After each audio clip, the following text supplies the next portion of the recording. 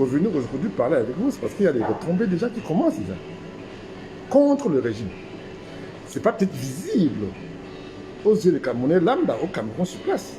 Mais je peux déjà vous dire que le Camerounais haut placé,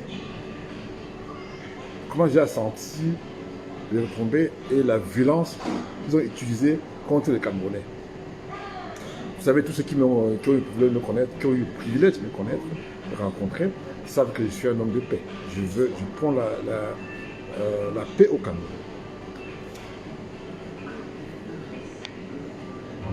J'ai supplié le président de la République pour qu'il parle avec les Camerounais. Je n'ai pas été écouté.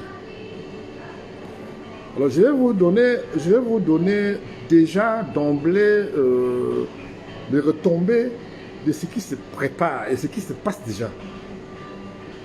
Et ce n'est pas vous, les Camerounais. Pour moi, ça m'a fait de la peine parce que moi, mes amis commissaires de police au Cameroun ne peuvent pas sentir. C'est les gens qui sont en haut là-bas qui commencent déjà à sentir. Bon. Je vais d'abord commencer par le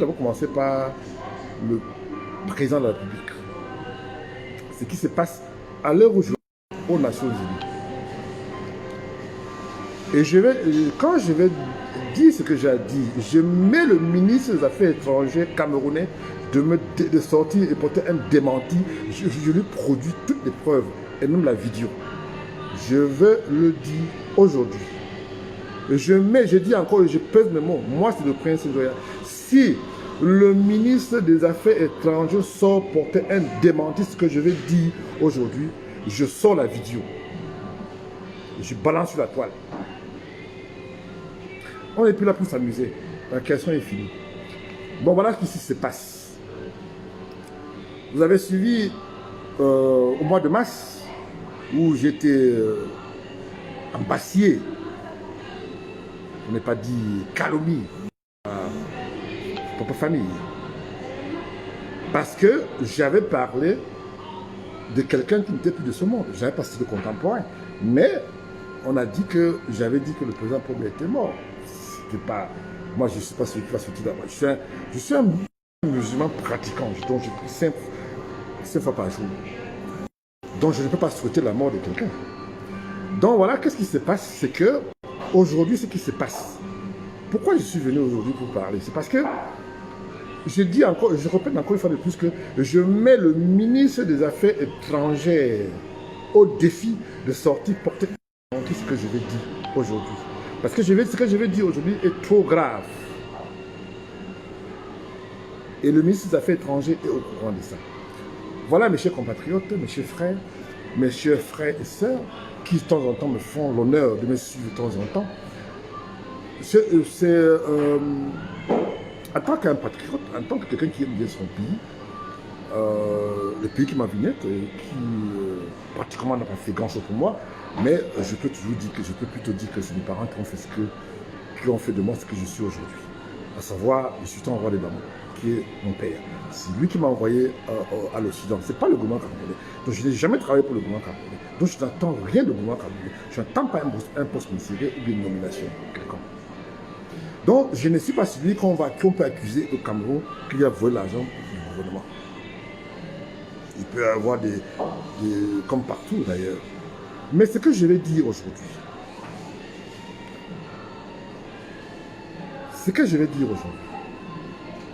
la situation non seulement est trop grave, vous avez suivi, comme monsieur tout le monde, la conférence, la session qui se passe tous les ans aux Nations Unies. Et cette session, tous les chefs d'État soit il doit parler en vidéoconférence, soit il doit se déplacer pour venir aux États-Unis pour parler aux Nations Unies. Alors nous avons suivi le cas, parce qu'aujourd'hui c'était le Togo, nous avons suivi le cas de la Côte d'Ivoire. Le président Ouattara est venu, on a testé le micro pour s'assurer que c'est bien lui qui parlait au téléphone, on a parlé avec le président sénégalais et bien d'autres chefs d'État africains. Je ne parle même pas pour les Européens parce que bon, ils n'ont pas de problème. Je te parle des présidents africains. Maintenant, le cas du Cameroun. je précise encore bien, le cas de Cameroun aujourd'hui. Qu'est-ce qui s'est passé?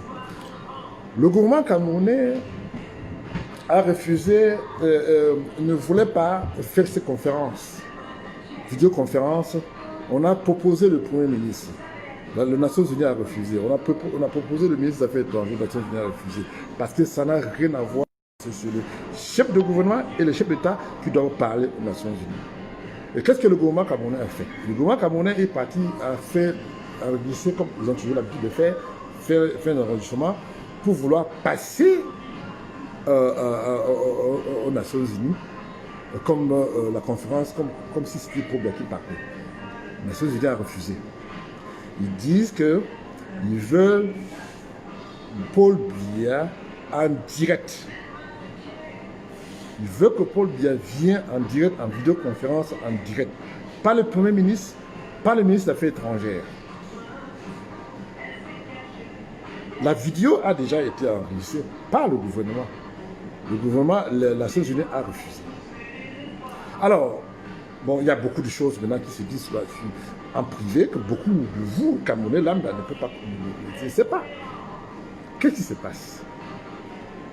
La majorité des Camerounais ont tendance à croire que tout va bien. Non. Non. Je peux vous dire que ça ne va pas. Ça ne va pas au Cameroun. Ça ne va pas à l'Occident. Ça ne va pas à l'étranger.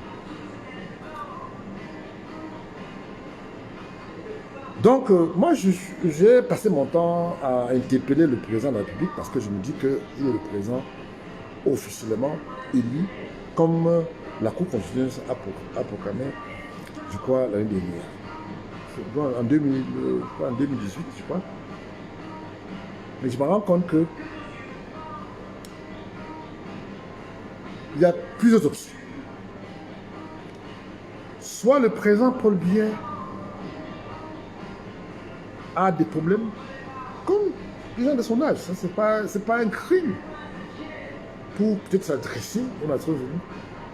Soit il a des sérieux problèmes pour communiquer, ou bien il n'a plus le contrôle de ce qui se passe au Cameroun. Voilà ce qui se passe aujourd'hui. Et voilà ce qui se passe aujourd'hui aux Nations Unies. Et ce n'est pas le ministre, je dis bien le ministre des Affaires étrangères camerounais qui va me démentir. Parce que s'il sort, je lui mets au défi, s'il sort et il dément ce que je dis, je balance la vidéo qu'ils ont fait en privé au pays du tout. Je balance sur la toile. Je n'ai pas envie de ternir l'image de mon pays. Parce qu'il y a beaucoup de choses que parfois, quand je vois, j'ai mal pour mon pays. Parce que je n'ai pas toujours envie de donner l'impression que je déteste mon pays. J'ai toujours dit dans d'autres circonstances que le Cameroun appartient à tous les Camerounais. Ça n'appartient pas à une région du Cameroun. Ça appartient à tous les Camerounais. Certaines personnes, mes amis m'ont envoyé des messages en privé en disant que j'étais peut-être contre les boulots. Je n'ai rien contre les boulots. Je dis que j'ai plein d'amis boulots. J'ai rien contre eux. Mais quand on parle des faits, les faits c'est comme les fesses. On est obligé de s'asseoir avec. Quand je dis que le boulot occupe toutes les postes importants au Cameroun, ce n'est pas la science-fiction, ça c'est des réalités que nous vivons au quotidien. Maintenant, je vais maintenant continuer à vous... J'essaie d'appeler, enfin je vais appeler maintenant les responsables. Parce que là maintenant, là où je vous parle, ils ne sont plus tranquilles. J'ai déjà la vidéo. J'ai déjà la vidéo qu'on a déjà fait pour envoyer, pour qu'on passe aux Nations Unies. Les Nations Unies a refusé. Et j'interpelle tous les Camerounais qui peuvent, de bonne moralité, de vérifier l'information auprès des Nations Unies. Donc, là maintenant, là, la question des vacances de pouvoir revient encore sur l'actualité. Donc maintenant, on ne sait pas ce qui se passe. Vous savez, alors je vais vous dire encore, le vice-président du Congrès américain a invité un ressortissant camerounais bon, plus ou moins, il est américain, d'origine camerounaise, qui, n'est-ce pas, section Afrique, pour parler, il a fait du Cameroun, le 31, donc ça fait jeudi, je crois, jeudi ou mercredi. Il va parler de l'histoire du Cameroun. Vous pouvez suivre ça en direct sur toutes les chaînes de télévision américaines. Et si vous avez la télédistribution, comme on dit, vous pouvez suivre ça en direct aussi. Et ce dossier du Cameroun qui est... Bon, voilà. Donc, moi mon problème, c'est quoi? C'est que... Moi, j'ai dit à mes amis que si les Camerounais, la diaspora camerounaise, se plaignent, ont un problème particulier, c'est parce que la majorité, je peux vous dire, messieurs les membres du gouvernement, que 99% de la diaspora camerounaise sont à l'abri des besoins. Ils vivent bien. Ils se soucient beaucoup plus de leurs parents au pays qui vivent mal. Ils n'ont pas besoin du Cameroun pour pouvoir vivre. Il est évident qu'il y a des gens qu'on paye qui viennent essayer d'animer la galerie sur la toile. Non, on sait ça. Est-ce qu'on les gère? On ne les gère pas. Parce que là, maintenant, on va pas se focaliser sur des gens qui, n'est-ce pas, qui viennent sur la toile, essayer d'animer la galerie sur la toile. Non, mais on doit se focaliser sur l'essentiel, le bien du Cameroun, le devenir du Cameroun. C'est ça qui est le plus important. Franchement, le reste, pour moi, c'est ce soir. Ce qui se passe aujourd'hui au Cameroun, je vais vous parler de ce qui se passe. Et vous allez être surpris. Voilà la magouille. Comment nos ministres, nos dirigeants, comment ils font. Quelqu'un est ministre, il a peut-être un appel d'offres dans une société américaine, française, allemande. En parlant, je viens de recevoir un message là.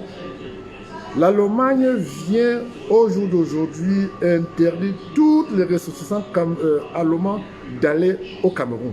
Ça, je viens d'avoir tout de suite là. L'Allemagne, ça c'est breaking news. L'Allemagne vient d'interdire toutes les ressortissants camerounais d'aller, excusez-moi lapsus, ressortissants allemands d'aller au Cameroun. Vous pouvez aller sur le site du gouvernement allemand, vous allez voir, parce qu'il y a quelque chose qui se prépare. Je vais essayer de vous partager certaines choses avec vous. Pourquoi je donne toujours mon avis sur les sujets au Cameroun? Parce qu'il y a beaucoup de gens qui me demandent pourquoi qu'est-ce que je gagne dans toute cette machine, est-ce que je suis payé par la machine? Je ne suis pas payé parce que je ne suis pas là, je n'ai pas faim. J'ai mal parce que chaque fois quand il y a un problème dans la famille, on nous appelle. Oui, voilà, on n'a pas pu payer l'hôpital, on n'a pas payé cela parce que le cousin ou la cousine ou la nièce ou la tante est atteint d'un cancer, il n'y a pas l'argent pour soigner et on envoie l'argent, il y a problème de deuil, on envoie l'argent. Et pourtant, c'est des choses que le gouvernement, s'il y avait des bons hôpitaux, s'il y avait des trucs machines, tout ça, tout qu'on n'avait pas, c'est pas s'il y a des problèmes. Alors là, quand on fait ce genre de choses, parfois on se demande, mais est-ce que ça vaut la peine de tout le temps envoyer l'argent aux gens au Cameroun qui ne se soucient pas de leurs propres problèmes? Donc moi, je ne suis pas demandé aux Camerounais de prendre des armes pour aller contre le régime. Mais le problème, c'est quoi? C'est que je pars du principe que l'effet d'embâcher les Camerounais, parce que ils vont se revolter et vous n'allez plus les contrôler. La preuve est que j'entends dire et j'ai lu que la majorité des Camerounais maintenant demandent encore que l'opposition fixe encore une date, comme le 22. Eh bien, ils demandent encore qu'on fixe encore une date. Et ça, c'est vraiment, ils sont vraiment intéressés. Ils veulent vraiment qu'on fixe encore une date pour que les gens sortent dans la rue. Ce que je voulais vous dire. Quand tu viens au Cameroun, un d'affaires qui vient, parce qu'on lance vraiment un appel d'offres, que bon voilà, machin et tout, tu viens, le gars te dit, bon écoute, voilà, on négocie. Et bien, sur le projet là, comme c'est 10 milliards, bon moi j'ai 3 milliards. Bon, tu acceptes, bon on négocie et puis on signe le marché, on donne le marché. La société accepte. Il rentre en Europe, qu'est-ce qu'il fait? Il fait le virement de 3 milliards sur le compte de ce ministre. Maintenant, qu'est-ce qui se passe maintenant là? La majorité de tous ces comptes-là, fictifs, sont bloqués. La majorité des ministres camerounais, à l'heure où je vous parle, ne peut plus avoir accès à leur compte bancaire à l'Occident. Je vais peut-être prendre un exemple de ce que je viens d'avoir. J'ai un ami qui m'a appelé de Paris, de France, qui me dit que ça commence déjà à faire son senti, parce que les enfants des ministres camerounais et des directeurs de au Cameroun, aujourd'hui ne peuvent plus retirer l'argent dans les comptes. Pour la petite histoire, il y a un qui, j'ai reçu un message, il y a un qui est parti. Monsieur, excusez-moi, on ferme dans 30 minutes. Il y a un ami qui est sorti, qui est parti faire l'amener ses amis au restaurant. Et ils sont sa carte pour payer et ne peut pas payer parce que ça ne passait pas.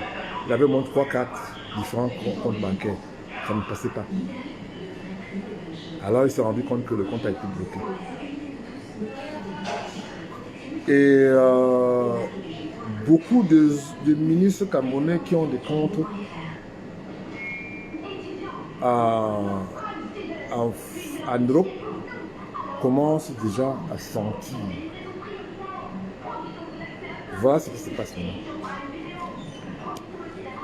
Ici, j'interpelle, enfin, je veux parler maintenant pour la révolution qu'on a fait, je crois le 22, en Bastille les Camerounais. Je vais dire ici, là, que je suis non seulement en colère contre certains Camerounais, mais je suis I'm too mad.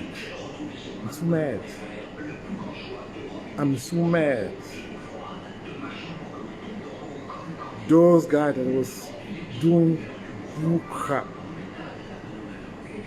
Tous ces gens-là, tous les gens-là qui fait arrêter les autres frères camerounais de ces machines, tout ça là. You guys are just cowards. Tu vas donner l'adresse de ton frère, ta soeur, qu'on arrête.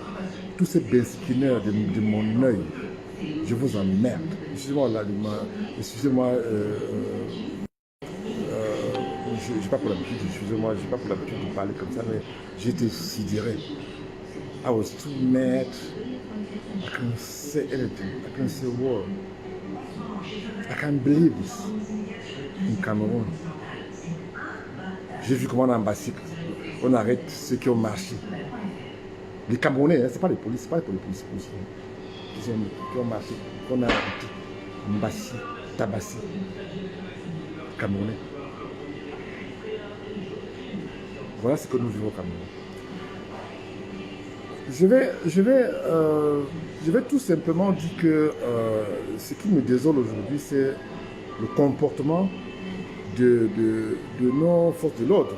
C'est vrai que la plupart de nos forces de l'ordre, ils sont payés pour ça. Ça, c'est le boulot. Mais je trouve qu'ils sont un peu...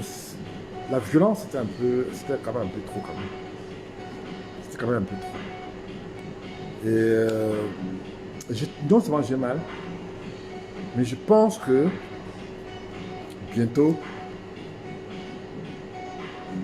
le peuple camerounais va confirmer le code. J'ai suivi, comme me fait tout le monde,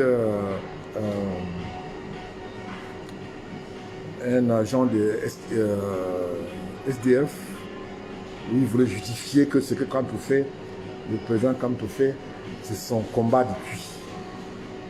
C'est le combat, je vous dis.